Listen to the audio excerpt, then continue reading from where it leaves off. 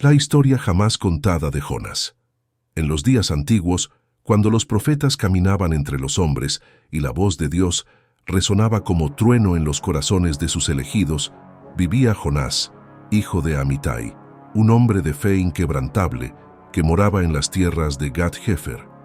Las estrellas brillaban con particular intensidad aquella noche cuando la voz del Todopoderoso atravesó el velo del silencio.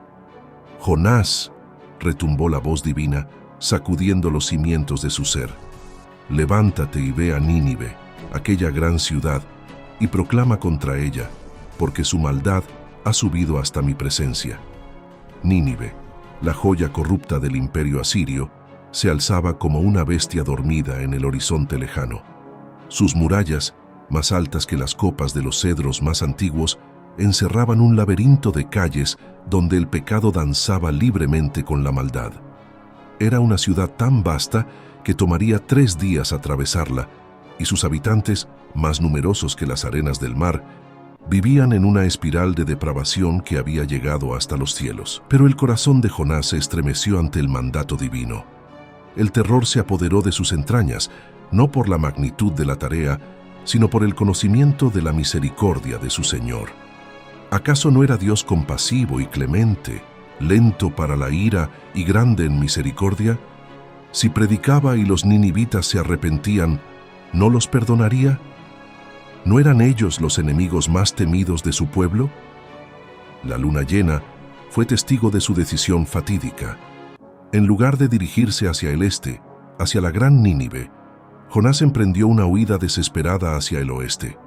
Sus pasos apresurados lo llevaron hasta Jope, el antiguo puerto donde las aguas del gran mar besaban las costas de su tierra. Allí, entre mercaderes y marineros curtidos por el sol y el salitre, encontró un barco que zarpaba hacia Tarsis, en los confines del mundo conocido. El precio del pasaje pesó en su bolsa tanto como el remordimiento en su conciencia, pero aún así, subió a bordo. Las velas se desplegaron como alas gigantescas, y mientras la costa se desvanecía en la distancia, Jonás creyó ingenuamente que podría escapar de la presencia del Señor de los cielos y la tierra. El barco se mecía suavemente sobre las olas, alejándose cada vez más de la voluntad divina, mientras en los cielos nubes oscuras comenzaban a congregarse, presagiando la tormenta que cambiaría el destino del profeta fugitivo. Jonás, exhausto por el peso de su desobediencia, descendió a lo más profundo de la nave, buscando en el sueño un refugio de su conciencia atormentada, ignorando que su intento de huida estaba a punto de desencadenar uno de los episodios más extraordinarios en la historia de los profetas de Israel.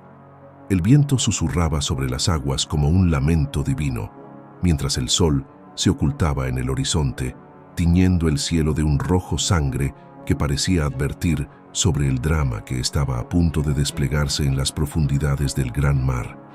De repente, como si la mano del Todopoderoso hubiera desgarrado el velo de la tranquilidad, los cielos se oscurecieron con nubes tan densas como el hierro forjado. El mar, hasta entonces manso como un cordero, se transformó en una bestia rugiente.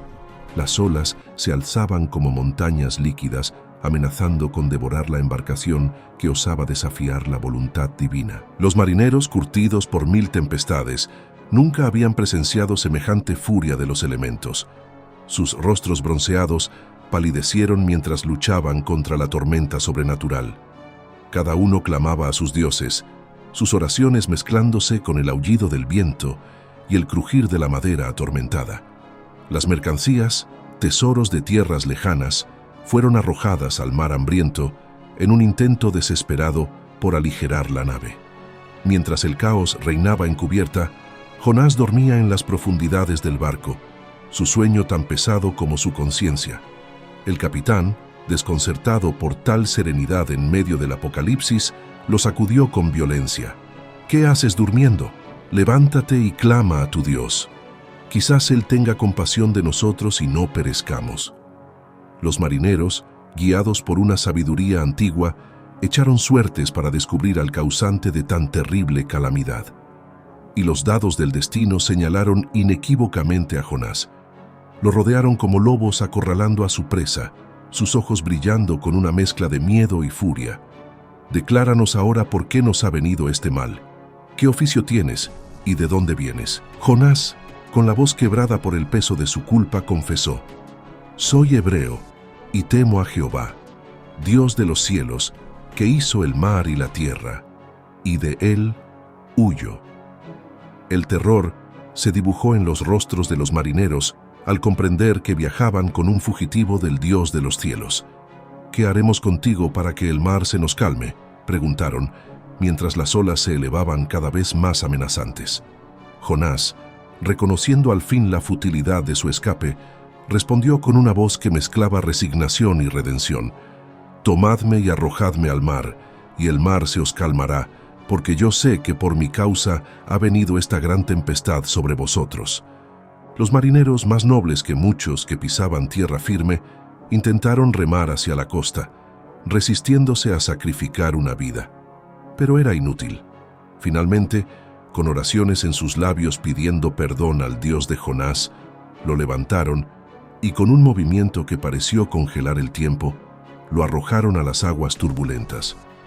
El mar, como un monstruo satisfecho, instantáneamente se calmó. Las olas se aquietaron, los vientos cesaron y un silencio sobrenatural descendió sobre las aguas. Los marineros, testigos de tal prodigio, temieron grandemente a Jehová y le ofrecieron sacrificios y votos. Pero la historia de Jonás no terminaba en las profundidades del mar. Jehová, en su infinita sabiduría, había preparado un gran pez, una criatura tan descomunal que las leyendas posteriores hablarían de ella durante generaciones. Las fauces del Leviatán se abrieron como las puertas de una prisión viviente, engullendo al profeta fugitivo.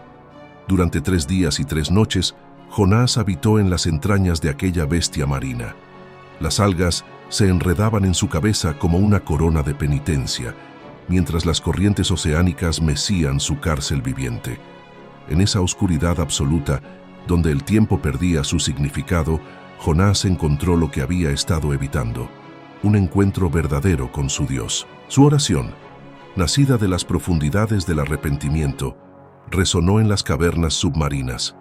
Cuando mi alma desfallecía en mí, me acordé de Jehová, y mi oración llegó hasta ti, hasta tu santo templo.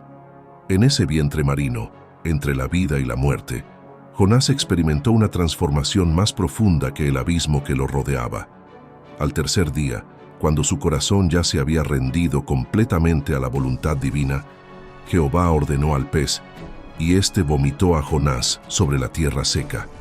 El profeta emergió transformado, su piel blanqueada por los jugos gástricos del pez, pero su espíritu fortalecido por la experiencia más extraordinaria que profeta alguno hubiera vivido jamás. Bajo el sol ardiente del desierto, la figura solitaria de Jonás emergía como un espectro blanqueado por su estancia en las entrañas del Leviatán.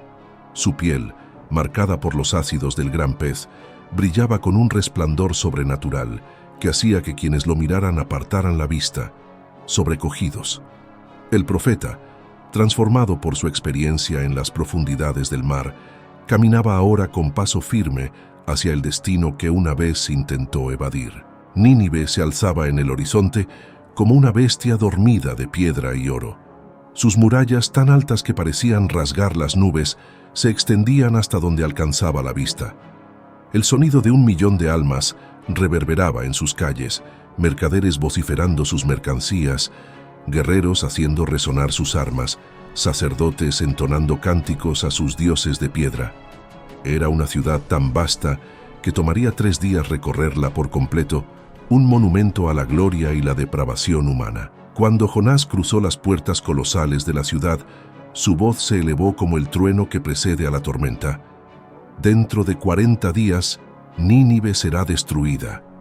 El mensaje, simple y terrible, resonaba en las calles empedradas, rebotando en los muros de los palacios y penetrando hasta los rincones más oscuros de la ciudad. Al principio, algunos se burlaron del extraño profeta de piel blanquecina, pero había algo en su voz, algo en su mirada, que hablaba de horrores inimaginables vividos en las profundidades del mar. Los rumores comenzaron a circular. Pescadores hablaban de haber visto un monstruo marino vomitar a un hombre en la costa. Comerciantes susurraban sobre tormentas sobrenaturales y marineros convertidos al Dios de los hebreos. El mensaje llegó hasta el palacio real, atravesando cortinas de seda y guardias armados. El gran rey de Nínive, sentado en su trono de oro y lapislázuli, sintió que el terror se apoderaba de su corazón al escuchar las palabras del profeta. En un gesto sin precedentes, se levantó de su trono. Se despojó de sus vestiduras reales y se cubrió de cilicio. La voz del heraldo real resonó por toda la ciudad. Por mandato del rey y de sus grandes señores, que ni hombres ni bestias, ni bueyes ni ovejas, prueben cosa alguna. No se les dé alimento ni beban agua. Que se cubran de cilicio los hombres y los animales, y clamen a Dios con fuerza. Que cada uno se convierta de su mal camino, y de la violencia que hay en sus manos. Y así, la orgullosa Nínive se transformó. Las calles que antes rebosaban de lujo y pecado se llenaron de gente vestida de cilicio y cubierta de ceniza. Los rugidos de los leones cautivos se mezclaban con los mugidos del ganado hambriento y los lamentos de arrepentimiento del pueblo. El ayuno se extendió como una marea oscura por toda la ciudad, desde los palacios hasta los barrios más pobres. Los sacerdotes de los dioses paganos abandonaron sus templos, los guerreros dejaron sus armas, los comerciantes cerraron sus negocios. Durante días, el único sonido que se escuchaba en la inmensa ciudad era el de las oraciones y súplicas elevándose al cielo como el humo de un gran sacrificio. El espectáculo era sobrecogedor. La ciudad más poderosa del mundo conocido, postrada en arrepentimiento ante el Dios de Israel. Los niños lloraban de hambre, los ancianos se cubrían de ceniza, las madres abrazaban a sus hijos mientras suplicaban misericordia. Hasta los animales, cubiertos de cilicio por orden real, parecían unirse al lamento universal. Y entonces, como un amanecer tras la noche más oscura, la misericordia divina se derramó sobre Nínive. Dios, viendo el arrepentimiento sincero de la ciudad, desde el más grande hasta el más pequeño, decidió no ejecutar el castigo que había anunciado. La terrible sentencia fue suspendida, y la vida comenzó a fluir nuevamente por las calles de la ciudad perdonada. La transformación de Nínive se convirtió en una leyenda que resonaría a través de los siglos. La historia de cómo la ciudad más malvada del mundo antiguo se doblegó ante la palabra de un profeta renuente, y cómo el Dios de Israel demostró que su misericordia se extendía más allá de las fronteras de su pueblo escogido, alcanzando incluso a sus enemigos más temidos. Mientras Nínive celebraba su redención, una figura solitaria se alejaba de la ciudad perdonada. Era Jonás, el profeta de la piel blanqueada por el mar, quien caminaba con pasos pesados hacia el oriente. La ira ardía en su corazón como un fuego consumidor, y sus palabras amargas se elevaban hacia el cielo en forma de reproche. «Oh Jehová, ¿no era esto lo que yo decía cuando aún estaba en mi tierra? Por eso me apresuré a huir a Tarsis, porque sabía que tú eres un Dios clemente y misericordioso, lento para la ira y grande en misericordia, que te arrepientes del mal anunciado». Se detuvo en una colina que dominaba la vista de la gran ciudad. Construyó allí un pequeño refugio y se sentó a esperar, con la esperanza obstinada de que quizás, solo quizás, Dios todavía ejecutara el juicio sobre Nínive. El sol castigaba sin piedad, y el viento caliente del desierto azotaba su rostro como látigos invisibles. Entonces, en medio de la noche, el Señor de la creación realizó un prodigio. Una planta comenzó a crecer, sus tallos extendiéndose hacia el cielo con una velocidad sobrenatural. Cuando el alba pintó el horizonte de oro y carmesí, una frondosa enredadera se alzaba sobre Jonás, sus hojas anchas como escudos verdes, protegiéndolo del inclemente sol oriental. Jonás, por primera vez desde su salida de Nínive, sintió alegría. La sombra de la planta era un regalo precioso en aquella tierra árida, y su corazón se regocijó con este pequeño consuelo. Las horas pasaron bajo el dosel verde, mientras observaba la ciudad perdonada con menos amargura en su corazón. Pero al amanecer del día siguiente, el arquitecto del universo dispuso una nueva lección. Envió un gusano que en el silencio del alba atacó la planta. Las hojas, tan verdes y vigorosas el día anterior, comenzaron a marchitarse bajo el sol naciente. Cuando el astro rey alcanzó su cenit, la planta estaba completamente seca. Como si esto no fuera suficiente, Dios desató un viento solano abrasador que golpeaba la cabeza de Jonás sin misericordia. El sol castigaba con tal intensidad que el profeta sentía que su alma se desvanecía. En su desesperación, clamó nuevamente: «Mejor me sería la muerte que la vida». Fue entonces cuando la voz del Todopoderoso, la misma que había ordenado a las tormentas y al gran pez, la misma que había perdonado a Nínive, habló a su profeta con una pregunta que resonaría a través de los siglos. ¿Tanto te enojas por la planta? Sí, respondió Jonás con la audacia que solo un corazón quebrantado puede tener. Me enojo hasta la muerte. La respuesta divina fue como un trueno de sabiduría que sacudió los cimientos del alma de Jonás. Tú te preocupas por una planta que no cultivaste, que creció en una noche y en otra pereció, ¿y no habré yo de preocuparme por Nínive, aquella gran ciudad donde hay más de 120,000 personas que no saben discernir entre su mano derecha y su izquierda, y muchos animales? El silencio que siguió fue más elocuente que 1000 sermones. Jonás permaneció allí, bajo el sol abrasador, mientras la verdad penetraba en su corazón como una lluvia suave después de la sequía. La lección era clara y profunda. La misericordia de Dios era más vasta que los océanos, más alta que las murallas de Nínive, más profunda que el vientre del gran pez. En aquella colina ardiente, frente a una ciudad perdonada y bajo un sol inclemente, Jonás finalmente comprendió que la grandeza de Dios no residía solo en su poder para destruir, sino en su infinita capacidad para perdonar. La historia del profeta que huyó, que fue tragado por un pez, que predicó a regañadientes y que aprendió sobre la misericordia divina bajo una planta marchita, se convertiría en un testimonio eterno del amor inconmensurable de Dios por toda su creación. Y así, mientras el sol se ponía sobre Nínive, el último rayo de luz iluminó la figura solitaria de Jonás, un profeta transformado no solo por su viaje en el vientre del pez, sino por la profunda lección sobre el corazón misericordioso del Dios que persigue con amor incluso a aquellos que huyen de él.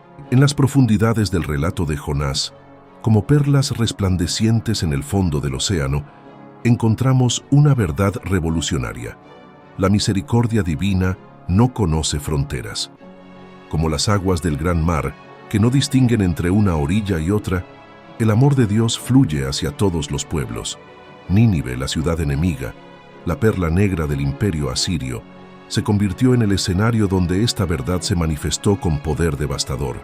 El Dios de Israel, a quien muchos consideraban una deidad tribal, demostró que su corazón latía por toda la humanidad, desde el más grande hasta el más pequeño, desde el rey en su trono hasta el mendigo en sus calles. Como una melodía que resuena a través de las olas del tiempo, la historia de Jonás nos canta sobre el valor de la obediencia. El profeta fugitivo, en su intento de escapar del mandato divino, nos muestra que los caminos de Dios, aunque misteriosos, son ineludibles. Su huida hacia Tarsis se convirtió en un viaje circular que lo llevó exactamente donde Dios quería que estuviera. La lección emerge clara como el amanecer sobre el mar. La obediencia inmediata, aunque difícil, es más dulce que el largo camino del aprendizaje por el dolor. Como el viento que puede cambiar el curso de un navío, el arrepentimiento sincero tiene el poder de alterar el rumbo del juicio divino. Nínive, aquella ciudad sumergida en la maldad, se convirtió en un testimonio viviente de esta verdad. Desde el rey hasta el más humilde de sus habitantes, el arrepentimiento genuino movió la mano de Dios de la justicia hacia la misericordia. Las vestiduras reales cambiadas por cilicio, los festines transformados en ayuno, los cantos de placer convertidos en oraciones de súplica. Toda una ciudad inclinada bajo el peso de su contrición, demostrando que no hay corazón tan endurecido que no pueda ser transformado por el verdadero arrepentimiento. Como un alfarero que moldea el barro con manos expertas, Dios utiliza las circunstancias más extraordinarias para formar el carácter de sus siervos. La tormenta en el mar, el vientre del gran pez, el sol abrasador y la planta marchita. Cada una de estas experiencias fue un aula en la escuela divina para Jonás. En la oscuridad del Leviatán, aprendió sobre la dependencia total de Dios. Bajo el sol inclemente, comprendió la naturaleza de la misericordia divina. Cada prueba, cada dificultad, fue diseñada con precisión divina para transformar a un profeta reluctante en un instrumento de gracia y verdad. La historia culmina con una paradoja magistral: un profeta enojado por la salvación de una ciudad y un Dios que usa una simple planta para enseñar una lección eterna sobre el amor. En esta conclusión, descubrimos que las formas de Dios son más altas que nuestros caminos, su misericordia más vasta que nuestros prejuicios, su amor más profundo que nuestros miedos. La lección final resuena a través de los siglos. El corazón de Dios late con compasión por toda su creación, desde la más grande ciudad hasta la más pequeña planta, desde el profeta más reluctante hasta el pecador más perdido. Estas verdades, entretejidas en la trama de la historia de Jonás, continúan hablando a cada generación, recordándonos que en el gran océano del amor divino, todos somos navegantes aprendiendo a confiar en la sabiduría del gran capitán.